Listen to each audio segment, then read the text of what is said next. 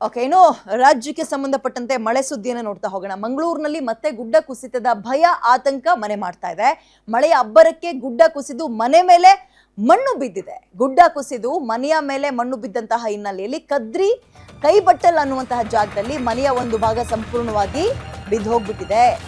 ಮಂಗಳೂರಿನಲ್ಲಿ ಮಳೆ ಅಬ್ಬರಕ್ಕೆ ಗೋಡೆ ಕುಸಿದಿದೆ. ಕದ್ರಿ ಕೈಬಟ್ಟಲ್ ಅನ್ನುವ ಜಾಗ, ಅಲ್ಲಿ ಮನೆಯ ಒಂದು ಭಾಗ ಸಂಪೂರ್ಣವಾಗಿ ಬಿದ್ದೋಗ್ಬಿಟ್ಟಿದೆ.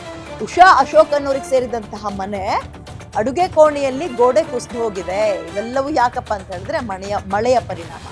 ಮನೆಯ ಹಲವು ಸಾಮಗ್ರಿಗಳಿಗೆ ಹಾನಿಯಾಗಿದೆ. ಅದೃಷ್ಟವಶಾತ್ ಪ್ರಾಣಾಪಾಯ ಒಂದಾಗಿಲ್ಲ, ಎಲ್ಲರೂ ಎಸ್ಕೇಪ್ ಆಗಿದ್ದಾರೆ. ಮಂಗಳೂರಿನಲ್ಲಿ ಮಳೆಯ ಅಬ್ಬರಕ್ಕೆ ಗೋಡೆ ಕುಸಿದಿದೆ. ಆಗ್ಲೇ ಇನ್ನೊಂದು ಸುದ್ದಿ ನೋಡ್ತಾ ಇದ್ವಿ, ಮನೆ ಗೋಡೆ ಕುಸಿದು ವೃದ್ಧಿಯೊಬ್ಬರು ಸಾವನ್ನಪ್ಪಿದ್ದಾರೆ ಅಂತ. ಇದು ಕದ್ರಿ ಕೈಬಟ್ಟಲ್ ಅನ್ನುವ ಜಾಗದಲ್ಲಿ ಮತ್ತೊಂದು ಕಡೆ ಮನೆ ಬಿದ್ದಿದೆ. ಅದರ ಮನೆ ಓನರ್ ಉಷಾ ಅಶೋಕ್ ಅಂತ. ಈ ಅಡುಗೆ ಮನೆ ಭಾಗ ಸಂಪೂರ್ಣವಾಗಿ ಕೊಲಾಪ್ಸ್ ಆಗೋಗ್ಬಿಟ್ಟಿದೆ, ಬಿದ್ದೋಗ್ಬಿಟ್ಟಿದೆ. ಏನಪ್ಪ ಅಲ್ಲಿ ಸ್ವಲ್ಪ ಸಮಾಧಾನದ ವಿಚಾರ ಅಂತಾರ ಅಂದ್ರೆ ಜೀವಕ್ಕೇನು ಹಾನಿ ಆಗಿಲ್ಲ, ಎಲ್ಲರೂ ಕೂಡ ಸೇಫ್ ಆಗಿದ್ದಾರೆ. ನೋಡಿ, ಕರಾವಳಿ ಭಾಗದಲ್ಲಿ ಮತ್ತು ಮಲೆನಾಡು ಭಾಗಗಳಲ್ಲಿ ಗುಡ್ಡಗಳು ಹೆಚ್ಚು. ಮಣ್ಣು ತನ್ನ ನೀರನ್ನ ಹೀರ್ಕೊಳ್ಳುವ ಸಾಮರ್ಥ್ಯವನ್ನ ಕಳ್ಕೊಳ್ತಾ ಇದೆ. ಅದಕ್ಕೂ ಕೂಡ ಕಾರಣ ನಾವೇ. ಹೋಮ್ ಸ್ಟೇ ಮತ್ತೊಂದು ಮಗದೊಂದು ಅಂದ್ಕೊಂಡು ಎಲ್ಲಾ ಕಡೆ ಮಣ್ಣಿನ ಒಂದು ಫಲವತ್ತತೆನೆ ತಿಂದು ಹಾಕ್ತಾ ಇದೀವಿ. ಪರಿಣಾಮ ಮಳೆ ಬಂದಾಗ ಮಣ್ಣು ನೀರು ಎಷ್ಟು ಅಂತ ಹೀರ್ಕೊಳ್ಳುತ್ತೆ. ಅದು ಕೂಡ ತನ್ನ ಸಾಮರ್ಥ್ಯವನ್ನ ಹಿಡಿದಿಟ್ಕೊಳಕ್ ಆಗಲ್ವಲ್ಲ, ಗುಡ್ಡ ಕುಸಿಯುತ್ತವೆ. ಬಟ್ ಇಲ್ಲಿ ಏನಾಗಿದೆ ಅಂದ್ರೆ ಮನೆಯ ಗೋಡೆ ಕುಸಿದೆ. ಬಹುಶಃ ಹಳೆ ಮನೆ ಅಂತ ಕಾಣುತ್ತೆ, ಇದು ಗೋಡೆ ಕುಸಿದು ಹೋಗಿದೆ. ಬಟ್ ಇಲ್ಲಿ ದೇವ್ರಿಗೆ ಕೈ ಮುಕ್ಕೋಬೇಕು ನೋಡಿ, ಮನೆಯಲ್ಲಿರೋರಿಗೆ ಯಾರಿಗೆ ಏನೂ ಆಗಿಲ್ಲ ಸದ್ಯ. ಮನೆಯ ವಸ್ತುಗಳಿಗೆ ಹಾನಿಯಾಗಿದೆ, ಮನೆಯವರಿಗೆ ಅದೊಂದು ರೀತಿ ತಲೆನೋವು. ಆರ್ಥಿಕ ಪೆಟ್ಟು ಭಾರಿ ಕಷ್ಟ ನಿಭಾಯಿಸೋದು. ಇನ್ನು ಆ ಭಾಗದಿಂದಲೇ ನಮ್ಮ ಮಂಗಳೂರು ಪ್ರತಿನಿಧಿ ಆದಿತ್ಯ ಒಂದು ಪ್ರತೀಕ್ಷಾ ವರದಿ ಕೊಟ್ಟಿದ್ದಾರೆ, ನೋಡೋಣ. ಕರಾವಳಿಯಲ್ಲಿ ದಿನದಿಂದ ದಿನಕ್ಕೆ ಮಳೆ ಅಬ್ಬರ ಹೆಚ್ಚಾಗ್ತಿದೆ. 2 ದಿನಗಳ ಕಾಲ ರೆಡ್ ಅಲರ್ಟ್ ಕೂಡ ಘೋಷಣೆ ಮಾಡಲಾಗಿರುವಂಥದ್ದು. ಕಳೆದ 2 ದಿನಗಳಿಂದ ಕರಾವಳಿಯಲ್ಲಿ ಮಳೆಯ ಪ್ರಭಾವ ಹೆಚ್ಚಾಗ್ತಿದೆ. ಇದರಿಂದ ಸಾಕಷ್ಟು ಆತಂಕಗಳು ಕೂಡ ಎದುರಾಗಿರುವಂಥದ್ದು. ಈಗ ನಾವಿರುವಂಥದ್ದು ಕದ್ರಿ ಕೈಬಟ್ಟಲ್ ಪರಿಸರದಲ್ಲಿ. ಇಲ್ಲಿ ಮನೆ ಹಿಂಭಾಗದ ಆವರಣ ಗೋಡೆ ಕುಸಿತದಿಂದಾಗಿ ಸಾಕಷ್ಟು ಅನಾಹುತವೇ ಸಂಭವಿಸಿರುವಂಥದ್ದು.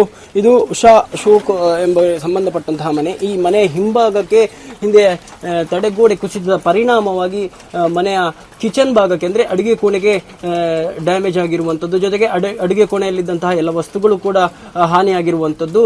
ಸಂಪೂರ್ಣವಾಗಿ ಮನೆಯ ಹಿಂಭಾಗದಲ್ಲಿ ಕಲ್ಲು ಅಥವಾ ಏನು ತಡೆಗೋಡೆ ಇದೆ, ಇದು ಮಳೆ ಅಬ್ಬರಕ್ಕೆ ಮಣ್ಣು ಸಡಿಲಗೊಂಡು ಕುಸಿದಿರುವಂಥದ್ದು. ಅಂದ್ರೆ ಸುಮಾರು 50 ಫೀಟ್ ಎತ್ತರದ ಒಂದು ತಡೆಗೋಡೆ ಜೊತೆಗೆ ಈ ಮಣ್ಣು ನೇರವಾಗಿ ಮನೆ ಹಿಂಭಾಗಕ್ಕೆ ಕುಸಿದಿರುವಂಥದ್ದು. ನಾವು ಮನೆ ಒಳಗೂ ಕೂಡ ಗಮನಿಸಬಹುದು. ಅಂದ್ರೆ ಮನೆಯ ಕಿಚನ್ ಭಾಗಕ್ಕೆ ಸಂಪೂರ್ಣವಾಗಿ ಹಾನಿಯಾಗಿರುವಂಥದ್ದು.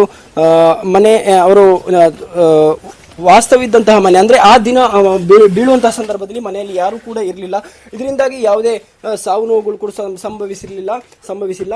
ಇದರಿಂದಾಗಿ ಮನೆಯ ಕಿಚನ್ ಭಾಗಕ್ಕೆ ಮಣ್ಣು ಕುಸಿದಿರುವಂಥದ್ದು. ಅಂದ್ರೆ ಹಿಂದೆ ತಡೆಗೋಡೆ ಕುಸಿತದ ಪರಿಣಾಮವಾಗಿ ಮಣ್ಣು ಸಂಪೂರ್ಣವಾಗಿ ಮನೆಯ ಕಿಚನ್ಗೆ ಅಥವಾ ಅಡಿಗೆ ಕೋಣೆಗೆ ಬಂದು ಹಾನಿಯಾಗಿರುವಂಥದ್ದು. ಮನೆಯ ಅಡಿಗೆ ಕೋಣೆಯ ಎಲ್ಲಾ ವಸ್ತುಗಳು ಕೂಡ ಚಲ್ಲಾಪಿಲ್ಲಿ ಆಗಿರುವಂಥದ್ದು. ಜೊತೆಗೆ ಹಾನಿ ಕೂಡ ಆಗಿರುವಂಥದ್ದು.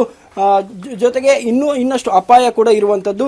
ಯಾಕಂದ್ರೆ ಇನ್ನೂ ತಡೆಗೋಡೆ ಕುಸಿತದ ಪರಿಣಾಮವಾಗಿ ಇನ್ನಷ್ಟು ಅಪಾಯ ಕೂಡ ಇರುವಂಥದ್ದು. ಈಗಾಗಲೇ ಇದಕ್ಕೆ ಸಂಬಂಧಪಟ್ಟವರು ಅಂದ್ರೆ ಜಿಲ್ಲಾಡಳಿತ ಆಗಿರ್ಬೋದು ಅಥವಾ ಮಹಾನಗರ ಪಾಲಿಕೆ ಭೇಟಿ ಕೊಟ್ಟು ಈ ಬಗ್ಗೆ ಪರಿಶೀಲನೆಯನ್ನು ಕೂಡ ನಡೆಸಿರುವಂಥದ್ದು. ಇವರನ್ನು ಆದಷ್ಟು ಬೇಗ ಇಲ್ಲಿಂದ ತೆರವುಗೊಳಿಸುವ ಕೆಲಸ ಕಾರ್ಯಗಳು ಕೂಡ ಮಾಡಿರುವಂಥದ್ದು. ಯಾಕಂತ ಹೇಳಿದ್ರೆ ಇನ್ನಷ್ಟು ಅಪಾಯ ಇದೆ. ಅಂದ್ರೆ ಹಿಂದಿನ ತಡೆಗೋಡೆ ಕುಸಿತದ ಪರಿಣಾಮವಾಗಿ ಇನ್ನಷ್ಟು ತೊಂದರೆ ಆಗುವಂತಹ ಭೀತಿ ಕೂಡ ಇರುವಂಥದ್ದು. ನಮ್ಮ ಜೊತೆ ಮನೆಯವರು ಇದ್ದಾರೆ, ಅವ್ರ ಹತ್ರ ಮಾತಾಡ್ಸ್ಕೊಂಬರೋಣ. ಸರ್, ಎಷ್ಟು ಗಂಟೆಗೆ ಇದು ನಡೆದಿರುವಂಥದ್ದು? ಇದೊಂದು ಶನಿವಾರ ಸಂಜೆ 6 ಗಂಟೆಗೆ ನಡೆದಿರುವಂತಹ ಘಟನೆ. ಮನೆಯಲ್ಲಿ ಇವರು ಕೆಲಸಕ್ಕೆ ಹೋಗಿದ್ರು, ಯಾರು ಇರಲಿಲ್ಲ. ಆ ಹೊತ್ತಲ್ಲಿ ಪಕ್ಕದ ಮನೆಯವರು ಇವರಿಗೆ ಫೋನ್ ಮಾಡಿ ತಿಳಿಸಿದ್ದಾರೆ. ನಾನು ಕೂಡ ಇವರ ಸ್ಥಳೀಯ ನಿವಾಸಿಯಾಗಿದ್ದೀನಿ ಹೇಳ್ತೇನೆ. ಮತ್ತು ಇದು ತಡೆಗೋಡೆ ಹಳೆ ತಡೆಗೋಡೆ ಖಾಸಗಿ ಒಂದು ಜಾಗ, ಅವರ ತಡೆಗೋಡೆ. ಅವರದ್ದು ಕೂಡ ಯಾವುದೇ ಒಂದು ಪ್ರತಿಕ್ರಿಯೆ ಇನ್ನೂ ಬಂದಿಲ್ಲ. ಮತ್ತು ಸರ್ಕಾರದ ಅಧಿಕಾರಿಗಳು, ಪಾಲಿಕೆ ಅಧಿಕಾರಿಗಳು ಶನಿವಾರ ಸಂಜೆ ಭೇಟಿ ನೀಡಿ ಇವರನ್ನು ಇಮಿಡಿಯೇಟ್ಲಿ ಇವರು ಶಿಫ್ಟ್ ಆಗಲಿ, ಮನೆ ಕುಸಿಯುವ ಭೀತಿ ಇದೆ. ಮತ್ತೆ ಹಿಂಬದಿಯಿಂದ 2-3 ಮರಗಳು ಗುಡ್ಡ ಕುಸಿಯೋದ್ರಿಂದ ಮರ ಕೂಡ ಇವರ ಮನೆ ಮೇಲೆ ಬೀಳುವ ಸಾಧ್ಯತೆ ಹೆಚ್ಚಿರುವುದರಿಂದ ಇವರನ್ನು ಇಮಿಡಿಯೇಟ್ ಶಿಫ್ಟ್ ಆಗಿ ಅಂತ ಹೇಳಿದೆ. ಅಲ್ಲಿ ಇವರು ಪರ್ಯಾಯ ವ್ಯವಸ್ಥೆ ಕಲ್ಪಿಸಿಕೊಂಡಿದ್ದಾರೆ. ಮತ್ತು ಅಧಿಕಾರಿಗಳು ಇವತ್ತು ಬರ್ತಾರೆ ಅಂತ ಹೇಳಿದ್ದಾರೆ, ಅದು ಬಂದಿಲ್ಲ. ಮತ್ತೆ ಅವರಿಗೊಂದು ಪರ್ಯಾಯ ವ್ಯವಸ್ಥೆ ಮಾಡಿಸಬೇಕು ಮತ್ತು ಇದೊಂದು ಇಮಿಡಿಯೇಟ್ಲಿ ಇಲ್ಲಿ ಒಂದು ಕುತ್ಕೊಳ್ಳುವ ಹಾಗೆ ಮಾಡಿಕೊಡಬೇಕು. ಮತ್ತೊಂದು ಸರ್ಕಾರ ಇದಕ್ಕೆ ಶೀಘ್ರವಾಗಿ ಸ್ಪಂದಿಸಬೇಕು. ಮತ್ತು ಇವರ ವಿದ್ಯುತ್ ಸಂಪರ್ಕ ಕಡಿತಗೊಂಡು ಎಲ್ಲ ಮಣ್ಣಿನಡಿಯಲ್ಲಿ ಬಿದ್ದಿದೆ. ಯಾವುದೇ ಒಂದು ಸಂಪರ್ಕ ಕೂಡ ಇಲ್ಲ ಮತ್ತು ಅಡಿಗೆ ಮಾಡುವಂತ ಪರಿಸ್ಥಿತಿ ವ್ಯವಸ್ಥೆ ಕೂಡ ಇಲ್ಲ. ಯಾವುದಂದ್ರೆ ಎಲ್ಲ ಅಡಿಗೆ ಸಾಮಗ್ರಿಗಳು ಮಣ್ಣಿನಡಿಯಲ್ಲಿ ಸಿಕ್ಕೊಂಡಿದ್ದರೆ ಇವರಿಗೆ ಬಹಳ ಕಷ್ಟ ಆಗಿದೆ. ಇದಕ್ಕೆ ನಮಗೆ ಪಾಲಿಕೆ ಮತ್ತು ಜಿಲ್ಲಾಡಳಿತ ತಕ್ಷಣ ಸ್ಪಂದಿಸಬೇಕು ಅಂತ ನಾವು ಕೇಳಿಕೊಳ್ತೀವಿ. ನಮ್ಮ ಜೊತೆ ಮನೆಯವರು ಕೂಡ ಇದ್ದಾರೆ. ಆ ಸಂದರ್ಭದಲ್ಲಿ ಎಲ್ಲಿದ್ರಿ ಮೇಡಮ್ ನೀವು? ಈ ಮನೆ ಹಿಂದೆ ಕಿಚನ್ ಕೆಲಸಕ್ಕೆ ಹೋಗಿದ್ದೆ, ಕೆಲಸದಲ್ಲಿದ್ದೆ. ಮತ್ತೆ ಫೋನ್ ಮಾಡಿ ನನಗೆ ತಿಳಿಸಿದ್ರು ಹೀಗೆ ಹೀಗೆ ಆಗಿದೆ ಅಂತ ಹೇಳಿ, ಬಿದ್ದಿದೆ ಅಂತ. ಮತ್ತೆ ಬಂದು ನೋಡಿದ್ದು. ಈಗ ನೀವು ಜಿಲ್ಲಾಡಳಿತಕ್ಕೆ ಅಥವಾ ಮಹಾನಗರ ಪಾಲಿಕೆ ಏನು ಹೇಳಲಿಕ್ಕೆ ಇಷ್ಟಪಡ್ತೀರಿ? ಅಂದ್ರೆ ಏನು ನಿಮ್ಮ ಬೇಡಿಕೆ ಏನಿದೆ?